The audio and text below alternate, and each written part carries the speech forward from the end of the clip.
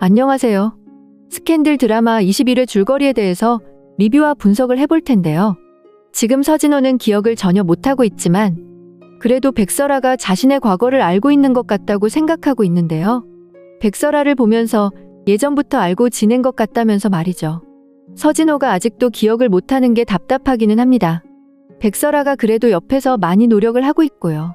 백설아는 지금 서진호가 기억이 없다는 것을 알게 되면서 어떻게 하면 서진호를 예전처럼 좋은 사람으로 만들 수 있을지 고민하는데요.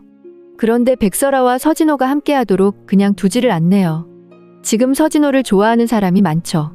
백설아와 서진호는 원래 과거부터 서로 좋아했었지만 지금 서진호를 좋아하는 사람은 문정인, 민주련 둘 다입니다.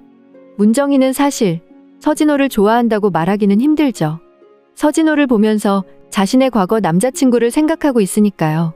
서진호가 그 사람의 아들일 수도 있다고 생각하고 있죠. 그래서 지금 문정인은 서진호를 더 생각하고 챙기는 겁니다. 그리고 민주련에게 서진호와 결혼하면 안 된다고 이야기를 하고요. 민주련은 지금 서진호와 결혼까지 할 생각을 하고 있는데요. 문정인은 혹시 서진호가 자신의 친자식일 가능성이 있다고 생각하는 겁니다.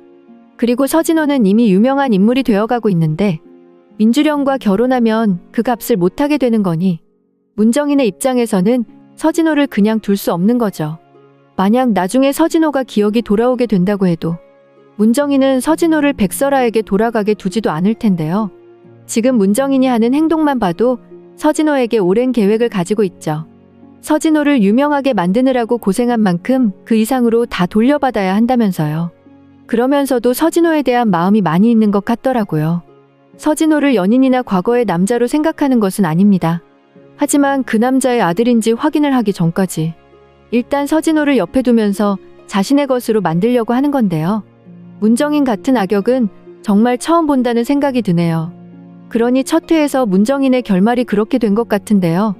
문정인이 1회에서 등장하는 모습을 보면 여전히 백설아에게 악행을 만들고 있더라고요. 문정인은 백설아가 누구인지 다 알고 있는 상황이었습니다.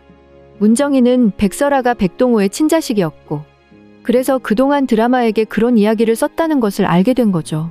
이 드라마가 전부 백동호와 문정인의 이야기였다는 것을 알게 된 겁니다. 그렇지 않아도 백설아에 대해서 좋게 생각하지 않았는데 알고 보니 과거 백동호의 친자식이었던 백설아였으니 문정인의 입장에서는 다시 백설아에게 악행을 만들 계획을 했을 겁니다. 그런데 상황을 보아하니 백설아는 문정인의 악행에 넘어가지 않더라고요. 그리고 문정인의 옆에는 문정인을 끝내려고 하는 인물이 많이 등장하고요. 백설아가 아니더라도 문정인에게 복수를 하려는 인물이 많이 있습니다. 문정인의 남편으로 등장하는 인물도 있죠. 그리고 나연우 감독의 어머니 역시도 복수를 준비하고 있습니다.